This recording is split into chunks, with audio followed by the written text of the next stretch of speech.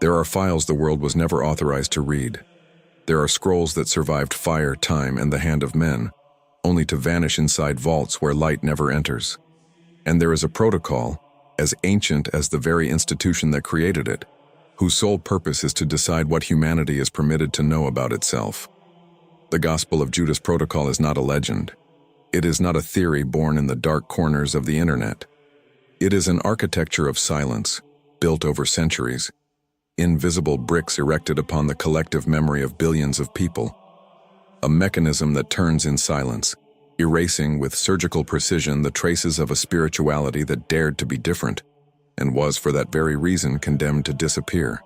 Imagine an underground scriptorium where men in habits do not pray but classify, where words are not illuminated on golden parchment to glorify the divine, but archived, encoded, buried under categories the outside world will never see.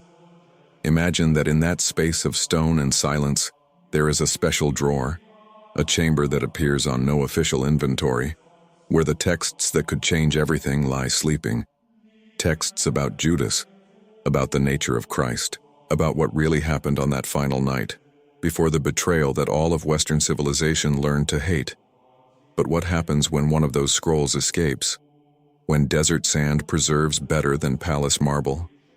When a peasant, unaware of the weight he holds in his hands, unearths a codex that was supposed to be dead forever?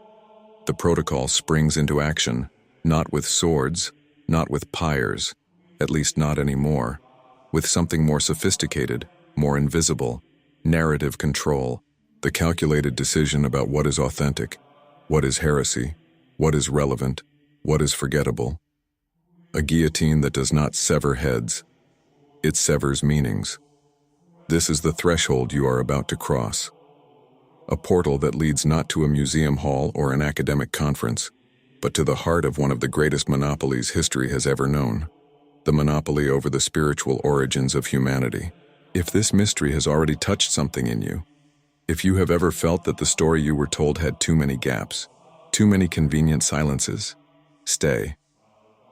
There is something you need to hear all the way through. To understand the protocol, you must first understand what it guards. And to understand what it guards, you must travel back to the early centuries of the Christian era, not through the official version, but through its reverse side. Through the side that was deliberately sewn against the wall so that no one could see the stitching. In the early centuries after the death of Jesus, there was a plurality of voices about what he had been, what he had taught, and what it meant to follow in his footsteps. There was no unified church. There were communities, groups that gathered in homes, in caves, on riverbanks, each carrying fragments of a tradition that had not yet been set in doctrinal plaster. Among those voices there was a current of thought that the centuries tried to turn into heresy, Gnosticism. The Gnostics believed something the institutional church could never tolerate, that knowledge of God required no intermediary, that the divine spark, what they called pneuma, the sacred breath, dwelled directly within every human being. That salvation was not an institutional concession, administered by priests at stone altars, but an inner discovery, accessible to anyone with the courage to seek beyond the veil of appearances. And in that radically different cosmology, Judas occupied a place the canonical version could never accept. In the gospel bearing his name, the one that survived buried in the desert for nearly 2 millennia, Judas is not the traitor driven by greed and the devil. Judas is the closest disciple, the only one who truly understood Jesus' cosmic mission, the only one to whom Jesus revealed the deepest mysteries about the origin of souls and the structure of the sacred universe. Imagine the impact of that. Imagine the seismic shock that version would represent for an institution that built centuries of moral authority upon the image of Judas as the archetype of betrayal, of belated repentance, of eternal damnation. If Judas was, in fact, the enlightened disciple, then what does that say about the 12? What does that say about the narrative that was chosen, edited, and canonized as the one and only truth? The answer to that question was given long before any of us were born. It was given in the 4th century, when Emperor Constantine embraced Christianity and the Church ceased to be a persecuted minority and became an imperial power. It was at that moment, the moment of institutionalization, that the veil was raised, that the selection process began, that certain texts were chosen and others were condemned to disappear, not by fire alone, but by systematic omission, by silence cultivated as a weapon. Each layer revealed in this story brings another shadow beneath it. Keep watching. The veil has not yet fully lifted. What was done in the 4th century established a precedent that echoes to this day, and the echo has a name. The Protocol. There is evidence. There are fragments that survived in spite of everything, pieces of truth that time preserved when the human hand failed to destroy them. And each of those fragments carries within itself the trace of a censorship that tried, but could not be total. The Gospel of Judas was rediscovered in Egypt in the 1970s.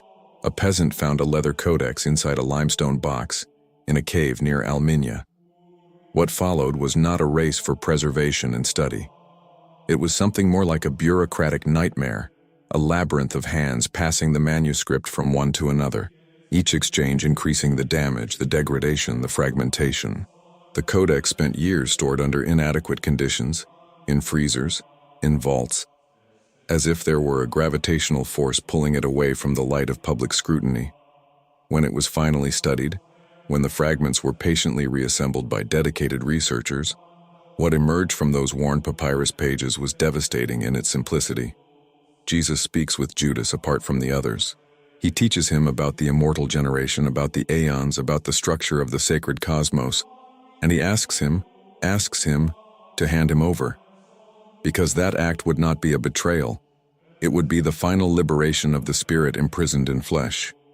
But there is something in the fragments that goes beyond the theological content. There is something in the scrolls themselves, in the erasures, the gaps, the places where the ink was clearly removed or where the text was abruptly cut off, that speaks of later intervention. Researchers who have devoted years to the study of ancient Coptic manuscripts have identified patterns of revision that are not natural. They are not the wear of time. They are marks of a deliberate hand, an ink erased here, a technical term replaced by something more neutral there, as if someone, at some point, had decided that certain words were too dangerous to survive intact. And it is not just this codex. At Nag Hammadi, in 1945, a set of Gnostic texts was found in a sealed ceramic jar. 52 texts that Orthodox tradition had condemned to oblivion. The Gospel of Thomas, the Gospel of Philip, the Pistis Sophia, texts that described a radically different cosmology, a relationship with the divine that required no altar, no confessor, no mediation, texts that reached the academic world, and there, with some astonishment, discovered that the institutional reception was, shall we say, controlled. Share what your instinct feels upon hearing this. Is it faith being tested, or is it fear that the truth may be more complex than we were taught? The deepest answers tend to come from exactly that place of discomfort, where certainty begins to tremble. If the truth resonates with you, leave a sign of light, a silent gesture that says, I am here, I am listening. Because a new mystery is emerging from the shadows of this one, and it is not buried in the desert. It is in the digital servers of 2026.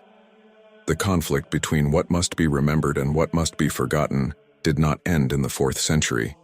It did not end with Constantine, nor with the councils that decided which gospels were canonical. It did not end in the Middle Ages, when entire libraries were reduced to ashes. It is happening now, at this very moment. And the tools have changed, but the intent remains the same. Recent leaks from internal documents of the Apostolic Archive, what the world knew until 2019 as the Vatican Secret Archive, suggest the existence of a modern classification system for non-canonical texts, a digital protocol that sorts historical discoveries into 2 major columns, public consumption and permanent sequestration. The first column is what reaches universities, museums, and conferences. The second column has no public address, no accessible catalog. It simply does not exist for those without the right access code. But the 21st century brought something the guardians of the shadows had not anticipated with sufficient precision: the decentralization of information. Private collections of manuscripts that were supposed to be available only to credentialed researchers began circulating in digital formats. High-resolution photographs of previously unpublished fragments appeared in academic forums, then on social media, then on platforms that no Roman dicastery can shut down by decree. And at the same time, a peculiar and unsettling phenomenon emerges in the field of historical artificial intelligence. In 2026, language models trained to answer questions about ancient history began to be subjected to tests that revealed a systematic pattern. When queried about Gnostic texts or Apocryphal Gospels, these models systematically prioritize orthodox sources, not by accident, by design. Because the verification protocols that govern what is considered a reliable source on these platforms reflect, consciously or not, the hierarchy of credibility that institutional traditions spent centuries constructing. Narrative control has been updated for the data age. What was once a burning library is today a filtering algorithm. What was once a scribe erasing ink is today a statistical model that assigns low relevance to certain primary sources. The guillotine is the same. It has only become invisible. Whoever remains at this point carries the weight of this revelation, and it demands a choice that no decree can make for anyone. The side of comfortable belief, or the side of the veil that wants to be torn. The battle between light and shadow was never fought only in councils and signet seals. It lives in every person who decides, or does not, to ask the question that was never supposed to be asked. Subscribe and walk this collective journey. Each new episode is a key, and each key opens one more seal that time tried to lock forever. There is a moment in every initiation, and that is what this journey is, an initiation, when the veil becomes so thin that it is almost possible to see what lies on the other side. A moment when the sacred and the profane touch the same edges, when the distinction between faith and knowledge, between devotion and inquiry, dissolves into a single point of silent convergence. That moment is now. Imagine what it means to recover a text that was deliberately erased from collective memory. It is not merely an archaeological exercise. It is an act of resurrection. Every fragment of the Gospel of Judas that was patiently reconstructed, every line that emerged from the pages of fragmentary papyrus, carried with it something no canonical text preserved. The voice of a theology that saw the human being not as a dependent creature, condemned to sin and institutional mediation to reach forgiveness, but as the bearer of a cosmic spark that precedes any religious structure, any hierarchy, any papacy. The Gnostic divine spark, what the texts called pneuma or the spark of the pleroma, was the assertion that every human being already carried within themselves enough to return to the divine. Without bishops, without catechisms, without the elaborate architecture of sin, guilt, absolution, and obedience that sustains a 2,000-year-old institution. It is easy to understand why this teaching had to disappear, not because it was theologically incorrect, but because it was institutionally unacceptable. And what was done with this inconvenience? The same thing done with every existential threat to a power system. It was transformed into heresy. The word is precise and surgical. Heresy is not merely error, it is punishable deviation. It is the designation that turns a dissenting voice into an enemy of the sacred order. By calling the Gnostics heretics, the early church was not merely expressing theological disagreement. It was building the juridical and moral foundation for erasure. But erasure is never total. There is something in human memory, perhaps it is that spark the Gnostics described, that resists imposed forgetting, that preserves in the most unlikely margins the fragments of what was supposed to be dead. The Egyptian desert kept what the Roman scriptoria tried to destroy. The clay of a sealed jar preserved what the pyres should have consumed. And now, in the century when information flows through networks that no emperor can control, those fragments resurface with a vitality their guardians never anticipated. If you have come this far on the journey, you are already part of this rite. The simple act of listening is participation. The simple act of questioning is sacred. Leave your mark in the comments. That is how individual silence becomes community. That is how collective memory begins to be reconstructed, one fragment at a time. by hands that have never met but share the same thirst for truth. The monopoly over the past is beginning to crack, and the cracks have names, have shapes, have addresses that no papal decree can cancel. In 2026, something the guardians of the narratives had not considered seriously enough became an operational reality: the decentralization of ancient texts via blockchain technologies. High-resolution digitized manuscripts, papyrus fragments photographed with micrometric precision, private collections that for decades circulated only among researchers with privileged access. All of this began to be recorded on distributed networks that have no owner, no central server, no single point of vulnerability to which a court order or a diplomatic phone call could be directed. The Gospel of Judas Protocol was built on a premise that is ceasing to be true: that it is possible to control access to information when that information exists in physical form, in known locations, under the custody of identifiable institutions. That assumption worked for centuries. It worked because the technology of reproduction and distribution was slow, expensive, and controllable. It no longer works. And the impact of this is not merely academic. It is not merely a matter of which books are available in which libraries. It is a matter of identity, of psychological architecture. Because when a people recovers the memory that was stolen from them, when fragments of a spirituality that was deliberately erased begin to re-emerge in the collective consciousness, something fundamental shifts. The narrative that sustained institutional dependence begins to look like what it always was: a choice, one among several possibilities. Not the absolute truth revealed by God, but a version curated by men with specific interests. And here lies the true secret of the Gospel of Judas Protocol. It is not a document. It is not an archive. It is not an underground chamber in the Vatican, though all of that may exist. The protocol is a principle. It is the belief that certain truths are too dangerous for common people, that there is knowledge that can only be managed by those who have the authority and wisdom to decide what others should believe. It is the principle of spiritual guardianship, and it is precisely this principle that the Gnostic Gospels contested at the root. Judas, in the Gospel bearing his name, did not betray Jesus for money or out of weakness. Judas fulfilled the part assigned to him in the cosmic drama of liberation, and in doing so, he became the mirror of a question that runs through the entire history of human spirituality. Who has the right to decide what is sacred? Who has the right to determine which words may be heard and which must sleep in the desert until the earth itself decides on its own terms to give them back?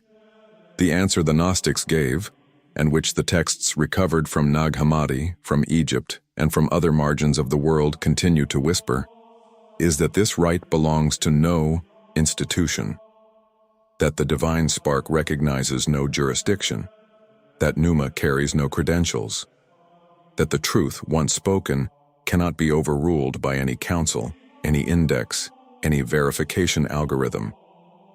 Perhaps the true secret is not in the vaults of Rome. Perhaps it is exactly where it has always been, inside every person who, upon hearing these words, feels something move in a place that has no name, in a layer deeper than memory, on a frequency more ancient than any doctrine. That tremor, that restlessness that refuses to be tamed, may be exactly what the Gnostics called the spark, the remnant that no erasure has been able to consume. The journey continues. Because the Gospel of Judas Protocol is not a story that ends, it is a key that opens other doors. And behind each door, more fragments, more voices that forgetting could not silence completely. Subscribe and follow this path.